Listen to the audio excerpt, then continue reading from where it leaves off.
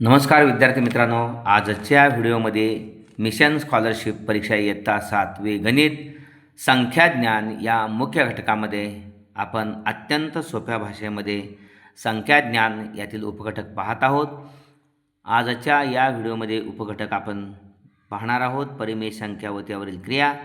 काही भाग आपण पाहिलेला आहे. परिमेय संख्यांची तुलना, लहान मोठेपणा आपण पाहत आहोत, पाहिलेला आहे. या ठिकाणी पुढचा जो भाग आहे, अपूर्णांकाचे शतमानात रूपांतर करा, हाही भाग अत्यंत महत्त्वाचा भाग आहे. 2/10, 5/25, 4/50 आणि 7/20 याचं आपल्याला शतमानात रूपांतर करायचं आहे. यासाठी पहा, 2/10, 5/25, 4/50 आणि 7/20. आपणास माहीत आहे 10ला कितीनं गुणल्यानंतर 100 येणार आहे. 10नं गुणल्यानंतर छेदाला जसं 10नं गुणतोय, समानता संबंध राहावा, यामध्ये बदल होऊ नये मूळ अपूर्णांकामध्ये, म्हणून अंशालाही 10नं गुणायचं.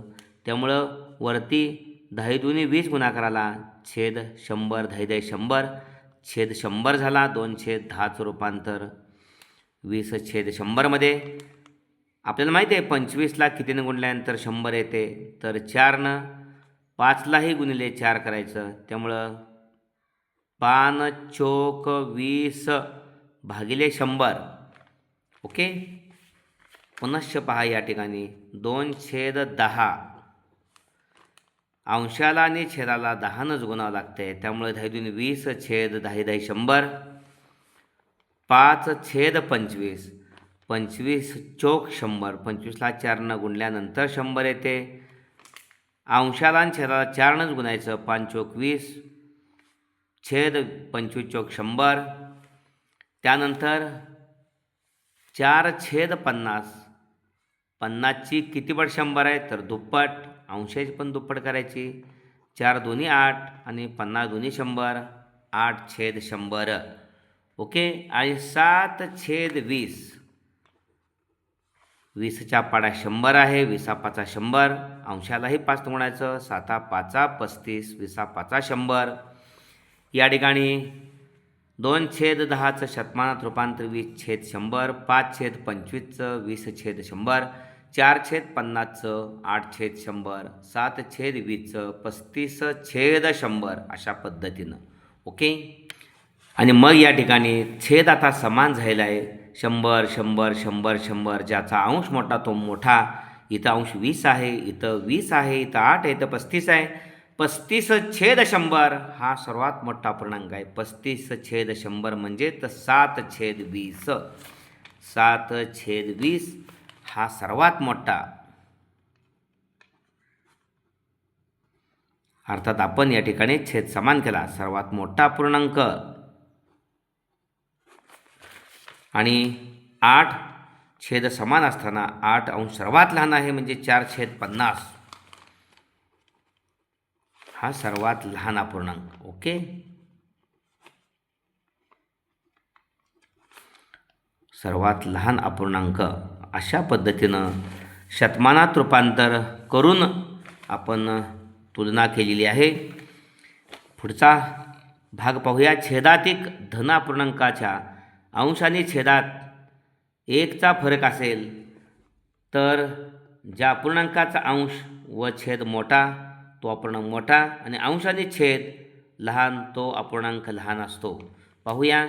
2/5, 5/6, 2/3, 8/9 आणि 11/12. अंश आणि छेदात 1चा फरक आहे. 5 आणि 6 मध्ये 1 फरक आहे. 2 आणि 3 मध्ये 1 फरक आहे. 8 आणि 9 मध्ये 1 फरक आहे. 11 आणि 12 यामध्ये 1 फरक आहे. आता पुढं म्हटलेलं आहे, असं असेल तर ज्या अपूर्णांकाचा अंश आणि छेद मोठा तो अपूर्णांक मोठा. म्हणजे या सद्यस्थितीला 11 आणि 12 म्हणजे 5 2 8 या अंशापेक्षा 11 अंश मोठा, 6 3 9 या छेदापेक्षा 12 हा छेद मोठा, म्हणून 11/12 हा सर्वात मोठा अपूर्णांक आहे. आणि सर्वात लहान 2 हा अंश आहे. 5 8 11पेक्षा लहान, 3, 6, 9 आणि 12पेक्षा लहान. त्यामुळे सर्वात अपूर्णांक लहान आहे तो 2/3. ओके, अशा पद्धतीनं हा छेदाधिक होता. 6, 3, 9, 12 हे छेद अंशापेक्षा लहान होते. आता अंशाधिक धनापूर्णांकात अंश व छेदात आणि धन होते अपूर्णांक. तसं आता अंशाधिक धनापूर्णांकात अंश व छेदात 1चा फरक असेल तर ज्याचा अंश आणि छेद लहान तो अपूर्णांक मोठा असतो. पाहूया 2/1, 7/6, 11/10 आणि 9/8 या अपूर्णांकामध्ये अंशाधिक आहे 2, 1पेक्षा 1 मोठा 7, 6पेक्षा 1 मोठा 11, 10पेक्षा 1 मोठा 9, 8पेक्षा 1 मोठा. अशा परिस्थितीमध्ये ज्याचा अंश आणि छेद लहान तो मोठा. 2 हा अंश 7, 11, 9पेक्षा लहान. 1 हा छेद 6, 10पेक्षा 6, 10 आणि 8पेक्षा लहान आहे त्यामुळे तो मोठा. 2/1 हा मोठा अपूर्णांक अंशाधिक असेल त्यावेळेला. आणि 11/10, 11 हा जो अंश आहे तो सर्व अंशापेक्षा मोठा आहे आणि 10 हा छेद सर्व अंशापेक्षा मोठा आहे तो अपूर्णांक लहान आहे. कधी अंशाधिक परिस्थिती असेल तर अंश मोठा असेल तर. कारण इथं आपण 2ला 1 भागताना 2चाच भाग लागतो. इथं 7ला 6 भागताना 6 एक्के 1 पूर्ण भाग लागतो. मग पुढं काय असेल ते. 11ला 10 बदल 10 एक्के 1 नंतर पुढं काय असेल ते. 9ला 8 एक्के पुढं काय असेल ते. पण इथं 2 आहे म्हणून मोठा आहे पूर्णांक. भागाकार 2च येतो. ओके, अशा पद्धतीनं. आणि धनापूर्णांकामध्ये पुढचा आहे जर दिलेल्या सर्व अपूर्णांकांना वजा चिन्ह असेल तर वरील सर्व नियम उलट ठरवावेत.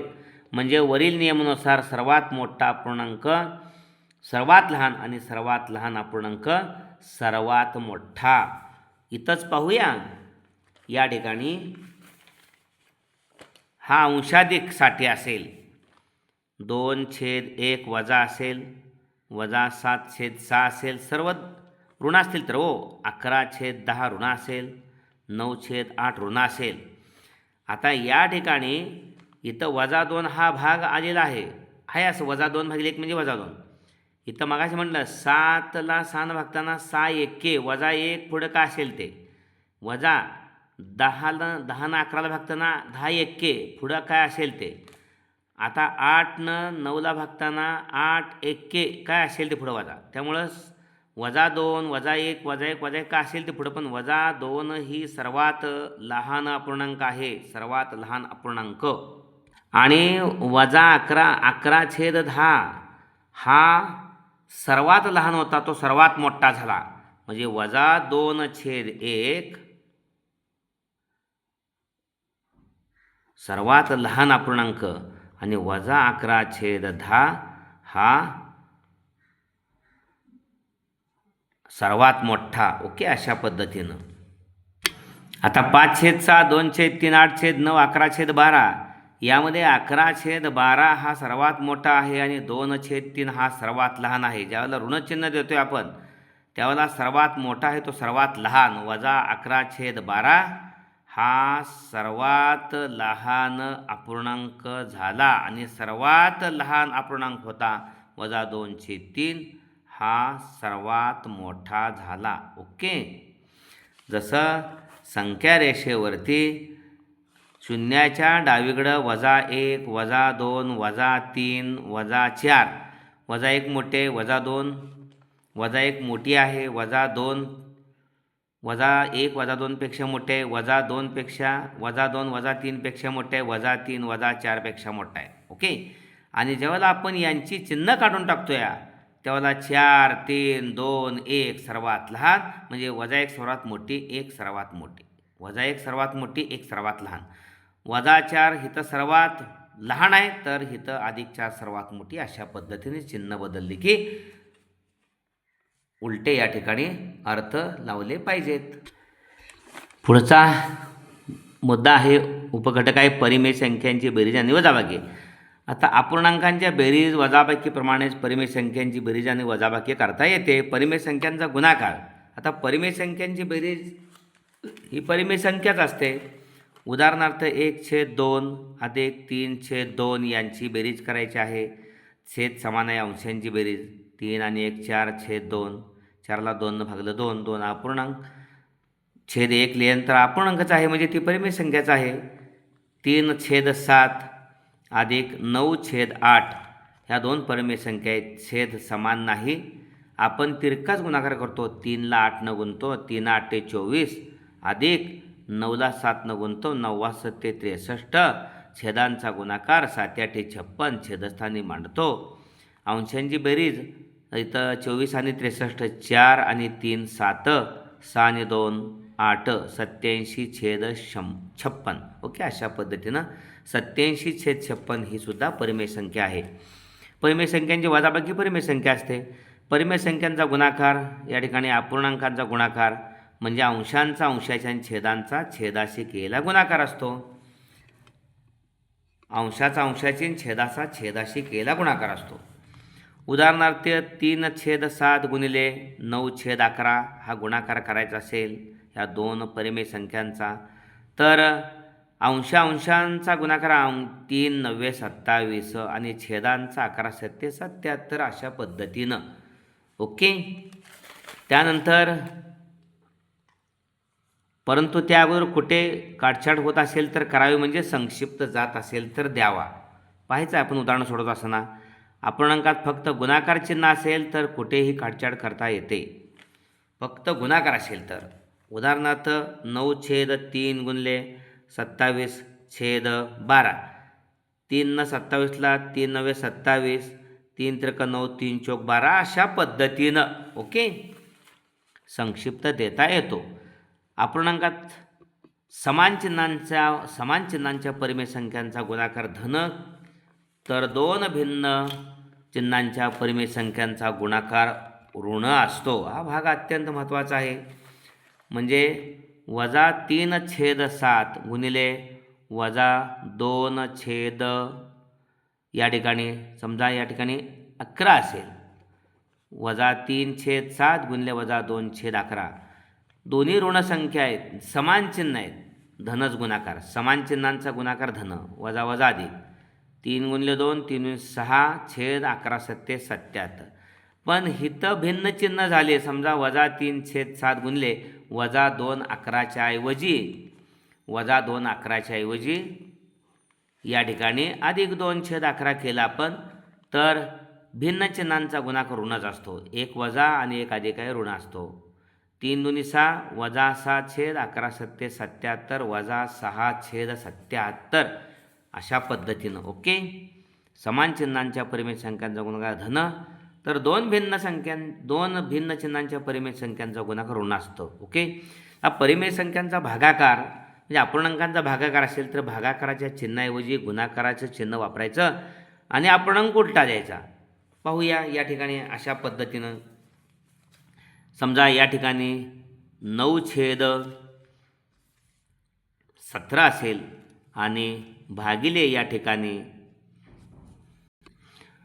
5/8 असेल, तर या ठिकाणी 9/17 मांडून भागिलेचं गुणिले करायचं आणि पुढचा अपूर्णांक म्हटलेला आहे उलटा मांडायचा, म्हणजे त्याचा गुणाकार व्यस्त 5/8चं 8/5 अशा पद्धतीनं. मग अंशांचा गुणाकार काटछाट करता येत असेल तर काटछाट करायची, तर करता येत नाही म्हणून अंशांचा गुणाकार 9/8 72 17 5 अशा पद्धतीनं. ओके, हे सगळे नियम, सर्व नियम हे परिमेय संख्यावरील क्रिया यासाठी अत्यंत महत्त्वाचे आहेत. पाहूया यावरील स्वाध्याय. -25/62 गुणिले 93/75 या ठिकाणी आपण एक लक्षात घेतलं पाहिजे. आत्ताच आपण पाहिलं समान चिन्हांचा गुणाकार धन असतो. ओके, आता संक्षिप्त जात असेल तर आपल्याला घालवायचं आहे. 5 न 25ला भाग जाते, 5 25 हे वजा, इथलं वजा गेलेले आहेत. दोन ऋण संख्यांचा गुणाकार 25 1 25 तिरक 75 25च्या वाढत 75 आहे. आता 3 न 93ला 3 1 3 3 त्रिक 9 9साठी 3 त्रिक 9 या 3साठी 3 1 3 31चे दुप्पट 62 आहे. 31 1 31 31 दुनी 62. अंशस्थानी 1 आलेला आहे, छेदस्थानी 2 1 2 आलं आहे. 1/2 याचा पर्याय कोठे आहे पाहूया. 1/2 अचूक पर्याय नंबर 1 आहे. खालीलपैकी सर्वात लहान परिमेय संख्या कोणती? या ठिकाणी 8/5, 0/7, 10/3 या तिघांनाही म्हणजे नंबर 1, नंबर 3, नंबर 4 धन आहेत. या ठिकाणी चिन्ह अधिक आहेत त्यामुळे ते मोठे आहेत. वजा 7/3 या ठिकाणी सर्वात लहान परिमेय संख्या ऋण असल्यामुळं तीच आहे. ओके. पुढचा प्रश्न आहे तिसरा. वजा 203/207 गुणिले वजा 161 भागिले 174 आपण संक्षिप्त देणं गरजेचं आहे. या ठिकाणी 29च्या पाड्यात 203 आणि 174 आहेत. या ठिकाणी 29 सक्क 174 आणि 29 सत्ते 203 दोन ऋणसंख्यांचा गुणाकार, दोन समान चिन्हांचा गुणाकार धन असतो त्यामुळे वजा वजा अधिक येणार आहे. ओके. आणि 161 आणि 207 हे 23च्या पाड्यात आहे. 23चा पाडा येणं गरजेचं आहे. 23नं इथं भाग घालवणार आहोत आपण. इथे 29नं घालवला. 23 आणि 29 मूळ संख्या आहेत. पुन्हा त्याला त्या संख्येशिवाय भाग जात नाही त्यामुळे 23चा 29चा पाडा येणं गरजेचं आहे. 23 सत्ते बघा 161, 7 त्रिकी 21 ला 1 2, 7 दूने 14, 2 16 आणि 23 90 207 पहा 9 त्रिका 27 ला 7 हातचे 2, 9 दूने 18, 2 20 या ठिकाणी 23 90 207 वर बघा 7 गुणिले 7 49 आणि छेदस्थानी 9 सक्क 54 49/54 हा पर्याय नंबर 4 आहे. ओके. अशा पद्धतीने हा व्हिडिओ आपण जरूर लाईक केला पाहिजे आणि आपल्या इयत्ता 4थीच्या सर्व विद्यार्थी मित्रांना हा शेअर करावा. त्यांच्याही गुणवत्ता वाढीसाठी प्रयत्न करावा. भोसले सर जाखले चॅनल अद्याप सबस्क्राईब केलं नसेल तर सबस्क्राईब करा. बेल आयकॉन द्या. व्हिडिओ लाईक करा. कमेंट बॉक्समध्ये कमेंट्स द्या. प्रोत्साहन द्या. धन्यवाद.